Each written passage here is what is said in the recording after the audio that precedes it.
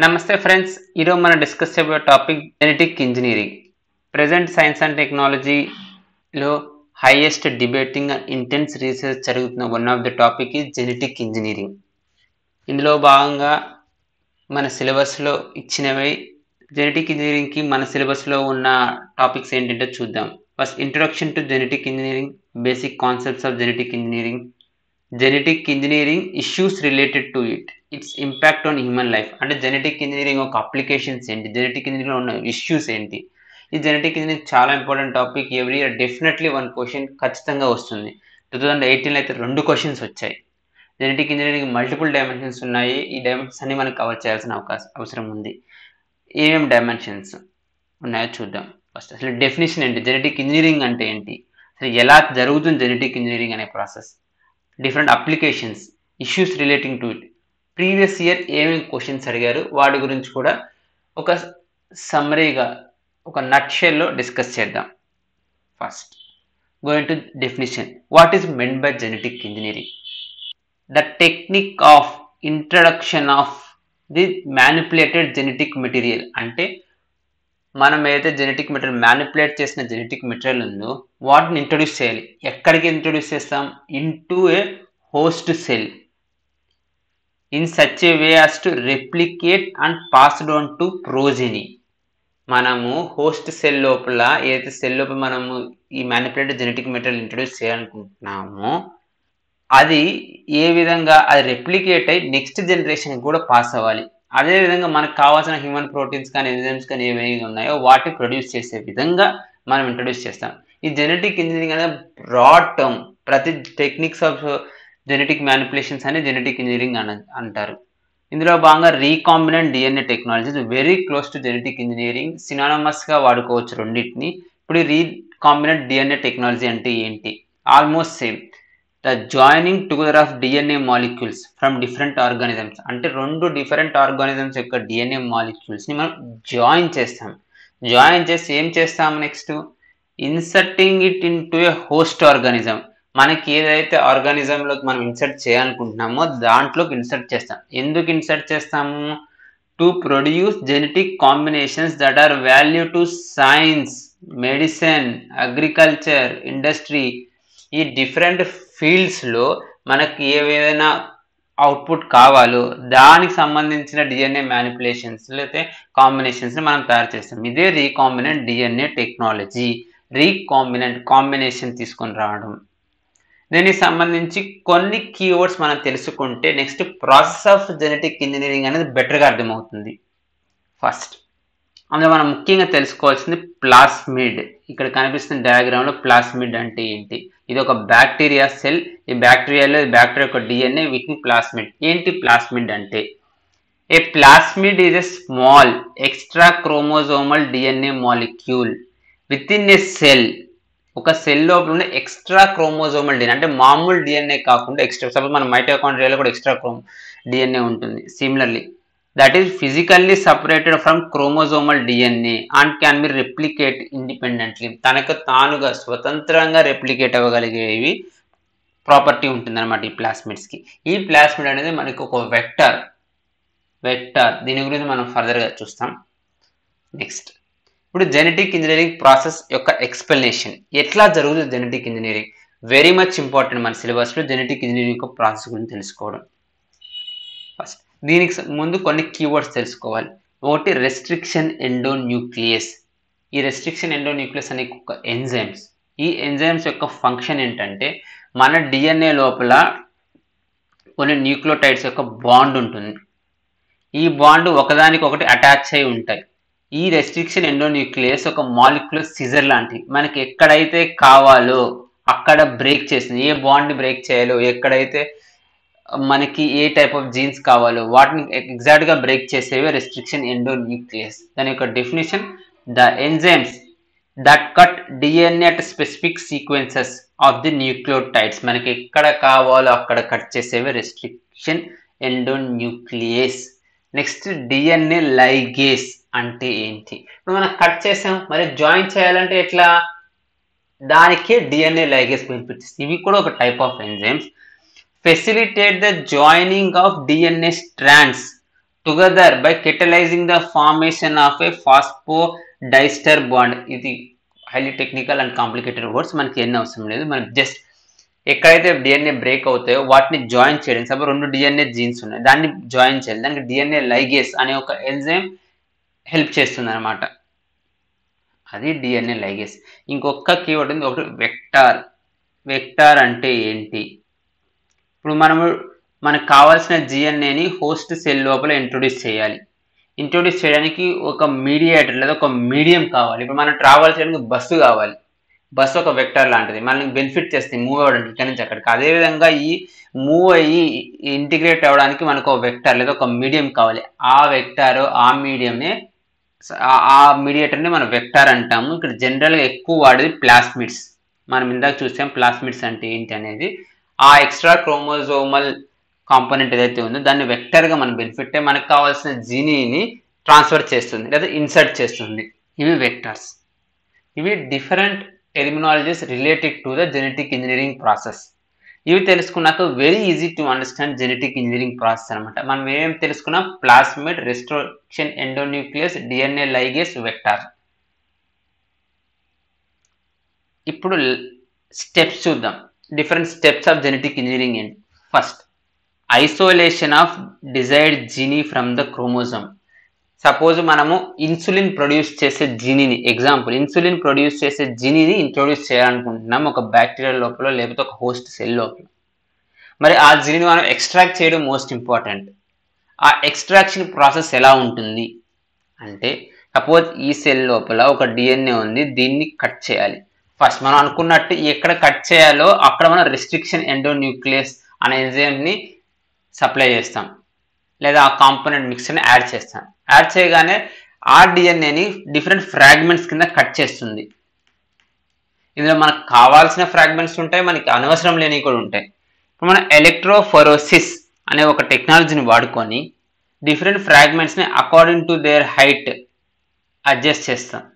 దీంట్లో మనకు కావాల్సిన ఏవైతే డిఎన్ఏ ఉన్నాయో ఆ డిఎన్ఏని ఒక్కదాన్ని ఎక్స్ట్రాక్ట్ చేస్తాం అనమాట.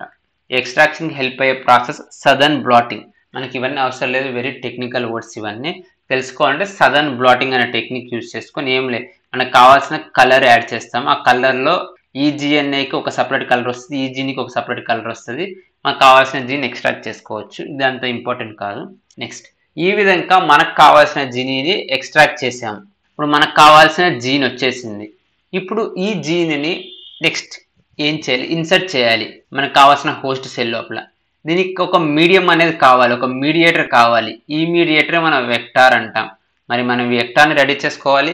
దాని next step preparation of vector. మనకి ఏదైతే వెక్టార్ కావాలో ఆ వెక్టార్ని ప్రిపేర్ చేసుకోవాలి. జనరల్గా ప్లాస్మిడ్స్ అనేవి మనం యూజ్ చేస్తాం. Next, insert required gene into vector or bacterial plasmid. ఇప్పుడు మనకు కావాల్సిన ప్లాస్మిడ్ ఉంది, ఈ ప్లాస్మిడ్ లోపలికి మన జీనీ కావాల్సిన ఇంట్రొడ్యూస్ చేసుకోవాలి. ఇంట్రొడ్యూస్ చేసుకునే ముందు ఫస్ట్ ఆ ప్లాస్మిడ్ని కట్ చేయాలి. మనకి ఎక్కడైతే స్పేస్ కావాలో అక్కడ కట్ చేయాలి. ఈ కట్ చేయడానికి మళ్ళీ మనం వాడే technology restriction endonuclease. Restriction endonuclease use చేసుకొని మనకు కావాల్సిన విధంగా కట్ చేస్తాం. కట్ చేసి ఇప్పుడు ఇన్సర్ట్ చేయాలి. మనం ఇందాక అనుకున్నాం 2 డిఫరెంట్ డిఎన్ఏ మాలిక్యూల్స్ని కంబైన్ చేయడానికి కావాల్సిన ఎంజైమ్ డిఎన్ఏ లైగేస్. ఇప్పుడు డిఎన్ఏ లైగేస్ అనే ఎంజైమ్ని మనం యూజ్ చేసుకొని మనకు కావాల్సిన ఇన్సులిన్ జీనీని ప్లాస్మిడ్తో పాటు జాయిన్ చేస్తాం. ఈ విధంగా ఇన్సర్షన్ అనేది కంప్లీట్ అవుతుంది. ఇప్పుడు మనకు కావాల్సిన ప్లాస్మిడ్ని మనం ఏదైతే హోస్ట్ సెల్లో ఇన్సర్ట్ చేయాలనుకుంటున్నామో, ఏదైతే హోస్ట్ సెల్కి మనకు కావాల్సిన ప్రోటీన్స్ ప్రొడ్యూస్ చేయగలిగే ప్రాపర్టీస్ ఉంటాయో అటువంటి హోస్ట్ సెల్ లోపలికి ఇంట్రొడ్యూస్ చేస్తాం. జనరల్గా యూజ్ చేసే హోస్ట్ సెల్స్ ఈ కోలి లేకపోతే ఈస్ట్ బ్యాక్టీరియా. ఈ రెండు బ్యాక్టీరియా అనేవి మనం యూజ్ చేసుకుంటాం. వీటిల్లోకి మనకు కావాల్సిన ప్లాస్మిడ్ని ఇన్సర్ట్ చేస్తాం. Last, grow transformed cells to produce required products. ఇప్పుడు మాస్ కల్చర్ చేస్తాం. ఇన్సర్షన్ అయిపోయింది, మనకు కావాల్సిన recombinant DNA based host cell కూడా వచ్చేసింది. ఇప్పుడు దీన్ని మాస్ కల్చర్ అండ్ ఫెర్మెంటేషన్. మనకు కావాల్సిన దానికి కావాల్సిన ఎన్విరాన్మెంట్ ప్రొవైడ్ చేస్తాం. అప్పుడు దానికి ఫెర్మెంటేషన్ అవుతుంది. ఈ ఫెర్మెంటేషన్ అయినాక మనకు కావాల్సిన ప్రొడక్ట్స్, సపోజ్ ఇన్సులిన్ కావాలి, మన డిఎన్ఏ ఏదైతే మన జీన్ ఉందో అది డైరెక్ట్ చేస్తుంది. బ్యాక్టీరియా ప్రొడ్యూస్ ఇది ఈ ప్రోటీన్స్ ప్రొడ్యూస్ చేయని. ఆ విధంగా మనకు కావాల్సిన ఇన్సులిన్ ప్రోటీన్స్ అనేవి వస్తాయి. ఇవి different steps of genetic engineering process. సమ్మరీలో ఏంటంటే మనకు కావాల్సిన జీన్ ఎక్స్ట్రాక్ట్ చేసుకుంటాం, నెక్స్ట్ ప్లాస్మిడ్ని కట్ చేసి మన జీన్ దానికి యాడ్ చేస్తాం. ఈ రీకాంబినెంట్ డిఎన్ఏ అంటే ఆ ప్లాస్మిడ్ ఏదైతే ఉందో దాన్ని హోస్ట్ సెల్ లోపల ఇంట్రొడ్యూస్ చేస్తాం. హోస్ట్ సెల్ని మాస్ కల్చర్ చేసి ఆ మాస్ కల్చర్లో ద్వారా డిఫరెంట్ ప్రోటీన్స్ ఏవైతే ఉంటాయో వాటిని మనం ఎక్స్ట్రాక్ట్ చేస్తాం బయటికి.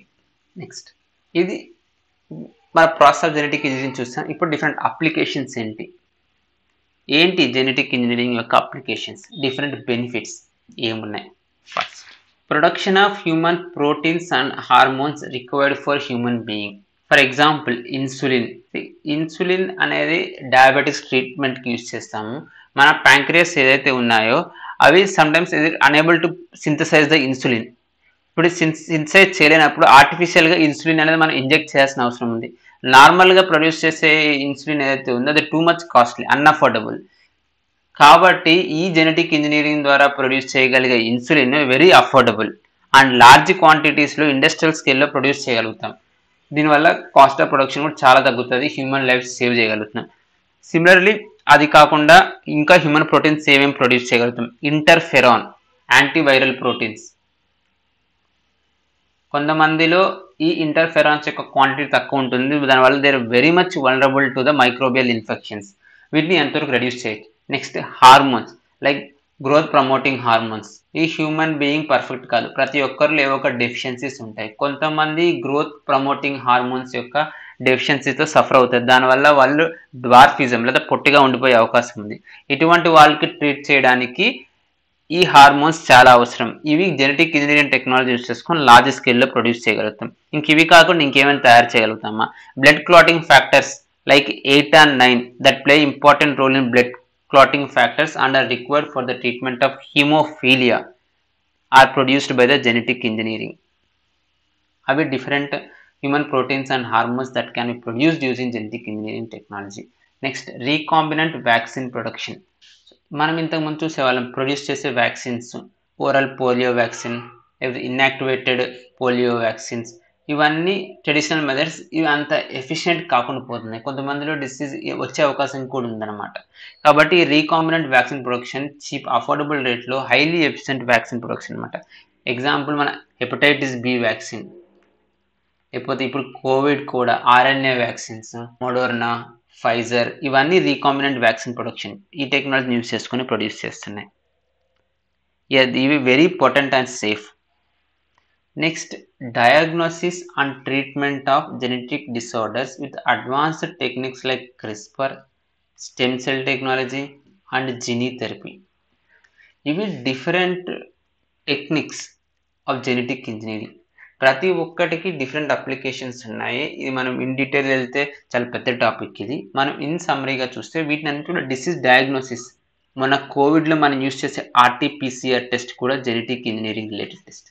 ఇవి కాకుండా ఏమైనా జెనెటిక్ డిసార్డర్స్ ఉన్నాయా, లైక్ సికిల్ సెల్ అనేమియా, ఇటువంటి డిసీజ్ని డయాగ్నోస్ చేయడానికి మరియు వాటి ట్రీట్మెంట్ చేయడానికి ఈ టెక్నాలజీస్ అనేవి వాడుకోవచ్చు. Stem cell technology regenerative medicine అని కూడా అంటారు. అంటే మన ఆర్గాన్స్ పాడైనప్పుడు బ్లాస్టోసిస్ స్టేజ్లో నుంచి టోటిపోటెంట్ సెల్స్ లాంటివి తీసుకొని మళ్ళీ మన ఆర్గాన్స్ని రీక్రియేట్ చేయగలుగుతాం.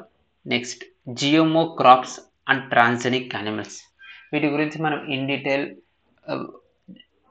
జిఎం క్రాప్స్ అండ్ ట్రాన్స్జెనిక్ యానిమల్స్లో చూసాము. బట్ వీటి వల్ల హ్యూమన్కి ఫుడ్ సెక్యూరిటీ కానీ న్యూట్రిషనల్ సపోర్ట్ కానీ అన్ని చాలా బాగా వస్తుంది జిఎంఓ క్రాప్స్ వల్ల. ట్రాన్స్జెనిక్ యానిమల్స్ మిల్క్, మీట్, ఈ large amount of population meet అవ్వడానికి ఈ టెక్నాలజీస్ బెనిఫిట్ అవుతాయి.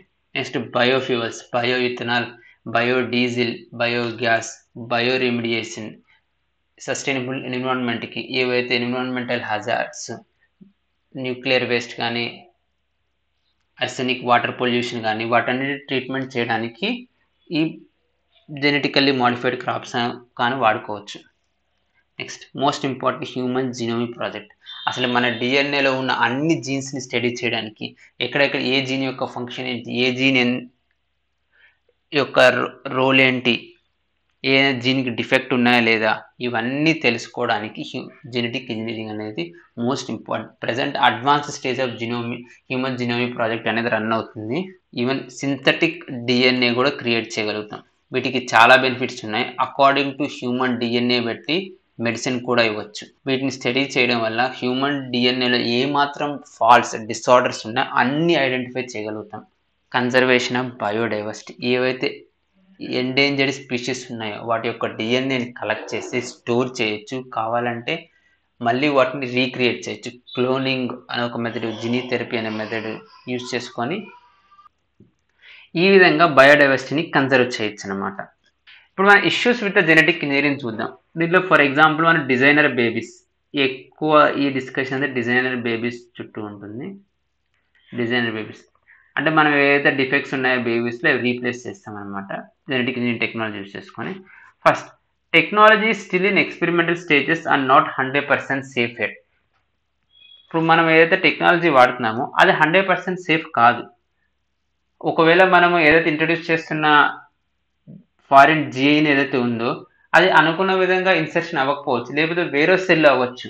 దాన్ని ఆఫ్ టార్గెట్ ఎఫెక్ట్స్ అంటారు. లేదా ఇంకేదైనా ఎఫెక్ట్స్ కూడా ప్రొడ్యూస్ చేయొచ్చు. అసలు లాంగ్ టర్మ్ ఎఫెక్ట్స్ ఏంటి ఇవన్నీ మనకు పూర్తిగా తెలియదు. అప్పుడు మనం ఏదైతే బేబీ క్రియేట్ చేస్తామో బేబీ మీద సైడ్ ఎఫెక్ట్స్ వచ్చే అవకాశం ఉంది. లాంగ్ టర్మ్లో సఫర్ అవ్వచ్చు బేబీ. అది first. Second, justice and equity, access to only wealthy people. ఈ సెకండ్ పాయింట్ మనం 5th పాయింట్తో కూడా లింక్ చేసి చూద్దాం. ఫస్ట్, ఈ జెనెటిక్ ఇంజనీరింగ్ బేస్ చేసుకునేది జీన్ థెరపీ కానీ జీన్ ఎడిటింగ్ కానీ మనం ఏం చేస్తాం అది ఓన్లీ వెల్తీ పీపుల్కి యాక్సెస్ ఉంటుంది. ఎందుకంటే too much costly, poor people అనేది అఫోర్డ్ చేయలేరు. ఈ జెనెటికల్ డిసార్డర్స్ ఏవైతే ఉన్నాయో వాళ్ళు ఒక్కరికి క్యూర్ చేసే అవకాశం ఉంది. ఇది మన 5th పాయింట్లో లింక్ చేస్తే ఇంకా బెటర్ పర్స్పెక్టివ్ అనేది వస్తుంది. People might use the technology to enhance basic traits like height, intelligence or athletic ability, resulting in further division in society in access to opportunities like jobs, development and expansion of eugenics. ఇప్పుడు ఏదైతే genie replacement ఏవైతే చేస్తామో ఇప్పుడు better colour రావడానికి, height రావడానికి, intelligence రావడానికి, suppose ఒక intelligent person యొక్క జీన్స్ తీసుకొని ఎంబ్రియోలోకి ఇన్సర్ట్ చేయొచ్చు. దానివల్ల రాబోయే బేబీ మోర్ ఇంటెలిజెంట్ అవ్వచ్చు. లేదా సూపర్ఫిషియల్ ఫీచర్స్ ఏవైతే ఉన్నాయో మంచి హైట్ రావడం, మంచి హెయిర్ స్టైల్ రావడం, వీటికి రిలేటెడ్ జీన్స్ని ఒక్కని తీసుకొని మనం ఇన్సర్ట్ చేసే అవకాశం ఉంది. దీనివల్ల వచ్చే డిజైనర్ బేబీస్ ఎవరైతే ఉన్నారో వాళ్ళు సూపర్ ఇంటెలిజెంట్ అవ్వచ్చు, వాళ్ళు సూపర్ హైట్. దీనివల్ల అదర్ పీపుల్స్కి వీళ్ళకి డిజైనర్ నాన్ డిజైనర్ బేబీస్ మధ్య సోషల్ డివిజన్ అనేది వస్తుంది. వాళ్ళు ఎప్పుడు బెటర్ యాక్సెస్ టు ఎడ్యుకేషన్ కానీ స్పోర్ట్స్లో కానీ బెటర్ పర్ఫామ్ చేయగలుగుతారు అనమాట. దీనికి ఎందుకు ఇట్లా అంటే మన అందరికీ తెలుసు ఇంటెలిజెన్స్, హైట్ ఇటువంటి అన్ని జెనెటికల్ ఫీచర్స్ పేరెంట్కి ఏదైతే ఉంటుందో సేమ్ కింద ప్రోజెన్ నెక్స్ట్ జనరేషన్ చిల్డ్రన్స్ కూడా ట్రాన్స్ఫర్ అయ్యే అవకాశం ఉంటుంది. ఇటువంటి విధమైన జీన్స్ క్రియేట్ చేయడం వల్ల ఈ సొసైటీలో ఎకనామిక్ డివిజన్ కాక జెనెటికల్ డివిజన్ కూడా వస్తుందన్నమాట. ఇప్పుడు దీనికి లింక్ అయిన point development and expansion of eugenics. Eugenics అంటే ఏదైతే గుడ్ జీన్స్ ఉన్నాయో వాటిని ఎక్స్పాండ్ చేయడం, వాటిని నెక్స్ట్ జనరేషన్ తీసుకెళ్ళడం అనమాట. ఇప్పుడు ఇక్కడ వచ్చే question, water meant by good jeans అనేది మంచి కలర్ ఉండే వల్ల మంచి ఇంటెలిజెంటా? ఇది రేసిజం సంబంధించిన టాపిక్ అనమాట. ఒకప్పుడు హిట్లర్ ఎవరైతే ఉన్నారో ఆరియన్ రేస్, మా రేస్ గొప్పది, అదర్ రేసెస్ ఆర్ వీక్, లేదా బ్రిటిష్ వాళ్ళు ప్రమోట్ చేసే philosophies, Indians are only for be ruled, వాళ్ళు వైట్ పీపుల్స్ బర్డన్, ఇటువంటి కాన్సెప్ట్స్ అన్ని తీసుకొచ్చేసి వాళ్ళు అనుకునే ఏదైతే ఫీచర్స్ ఉంటాయో, రేషియల్ ఫీచర్స్ ఉంటాయో వాటిని ఎక్కువ ప్రొపగేట్ చేసే అవకాశం ఉంటుంది అనమాట. ఇవన్నీ different issues with genetic engineering in relation with society, social issues. Next religious issues కూడా ఉన్నాయి. Moral and religious objections to the use of human embryo for research. Germ line editing అంటే మనకి సొమాటిక్ లైన్, జెర్మ్ లైన్ అనేసి different cells ఉంటాయి. Germ line అంటే next జనరేషన్కి transfer కాగలిగే genetic editing అనమాట. ఏవైతే సెల్స్ క్రోమోజోమ్స్ నెక్స్ట్ జనరేషన్కి వెళ్తే వాటిని ఎడిట్ చేసామంటే జెర్మ్ లైన్ ఎడిటింగ్ అంటారు. ఇప్పుడు హ్యూమన్కి ఎంతవరకు రైట్ ఉంది? దేవుడిచ్చిన లైఫ్, దేవుడిచ్చిన హ్యూమన్ బాడీని ఎడిటింగ్ చేసే హక్కు హ్యూమన్కి ఎంతవరకు ఉంది? హ్యూమన్స్ ఒక ఆర్టిఫిషియల్ హ్యూమన్ని క్రియేట్ చేయగలరా? ఇది డిజైన్ బేబీస్ క్రియేట్ చేయగలరా? దేవుడిచ్చిన హైటో వెయిటో కాకుండా మనం అనుకున్నట్టు మనం ఎలా కన్వర్ట్ చేయగలము? ఇవన్నీ different moral and religious objections to for human embryo రీసెర్చ్కి. Next, should humans be modified for ethical issues.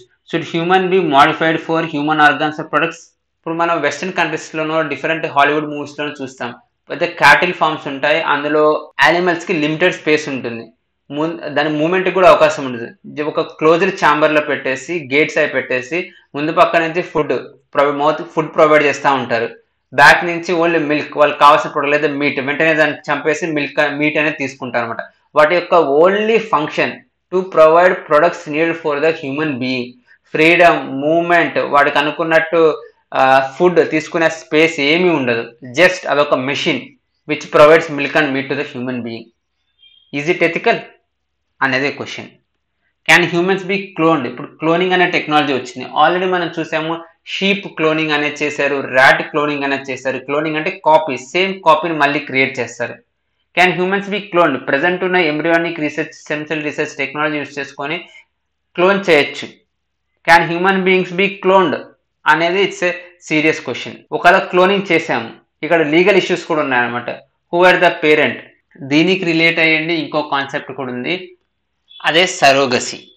ఈ సరోగసీకి చాలా లీగల్ ఇష్యూస్ ఉన్నాయి. ఇది one of the issue. Actually ఇక్కడ మెన్షన్ చేయలేదు, బట్ సరోగసీ అనే ఒక ఇష్యూ ఉంది. ఇది హైలీ లీగల్ ఇష్యూస్ చాలా ఉన్నాయి. లైక్ ఒక జపానిక్ కంట్రీకి సంబంధించిన మదర్ యొక్క ఎంబ్రియో ఇండియన్ పూర్ ఉమెన్లోకి ఇన్సర్ట్ చేయడం, తర్వాత సిటిజన్ యొక్క వచ్చే బేబీ యొక్క సిటిజన్షిప్ వెదర్ జపానీసా ఇండియన్సా, కొన్నిసార్లు జపానీస్ ఆ చిల్డ్రన్స్ని తీసుకోకపోవడము, దానివల్ల citizens issue, parent issue, who are the owners of the babies అనే ఇష్యూస్ అన్నీ వస్తుంటాయి.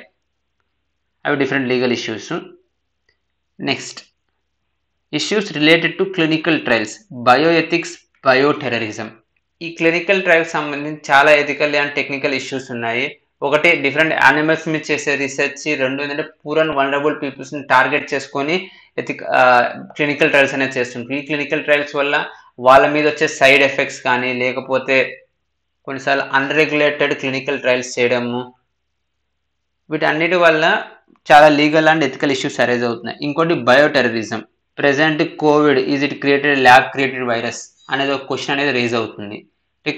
మనం కొన్ని సెవెంత్ సెన్సెస్, ఒక హీరో సూర్య సంబంధించిన సినిమాలో మనం చూసాం, వైరస్ని మనమే ఆర్టిఫిషియల్గా క్రియేట్ చేసి ఒక బయో వెపన్ కింద హ్యూమన్ సొసైటీస్లో ఇంట్రొడ్యూస్ చేయొచ్చు. దీనివల్ల లార్జ్ పాపులేషన్ చనిపోయే అవకాశం. ఇప్పుడు కోవిడ్ చూసాము, కోవిడ్ సపోజ్ ఒక బయో వెపన్గా కూడా వాడుకునే అవకాశం ఉంది. Last, genetically modified organisms. Genetically modified organisms అంటే genetically modified crops, GM crops అవ్వచ్చు, జిఎం యానిమల్స్ అవ్వచ్చు. వీటి మీద కూడా చాలా ఇష్యూస్ ఉన్నాయి. సపోజ్ జిఎం క్రాప్స్ చూసామంటే impact on the biodiversity, its impact on the human beings. ఆ ఫుడ్ క్రాప్స్ వల్ల ఎలా ఉంటుంది, హ్యూమన్ బీయింగ్స్ మీద ఇంపాక్ట్ ఎలా ఉంటుంది. మళ్ళీ జిఎం యానిమల్స్, ఒకటి మనం ఇందాక డిస్కస్ చేసాం, యానిమల్స్ అనేది just for meeting the human నీడ్సా, లేకపోతే ఈ జిఎం యానిమల్స్ ఒక ఇంపాక్ట్ ఆన్ బయోడైవర్సిటీ, లేదా నేటివ్ యానిమల్స్, ఈ నేటివ్ యానిమల్స్ అన్ని ఎక్స్టింక్ట్ అయిపోయే అవకాశం ఉంది. ఇవన్నీ different issues related to the GM organisms. ఇవి different social, ethical, legal issues. లీగల్లో మళ్ళీ గుర్తుపెట్టుకుని surrogacy is a very much important example.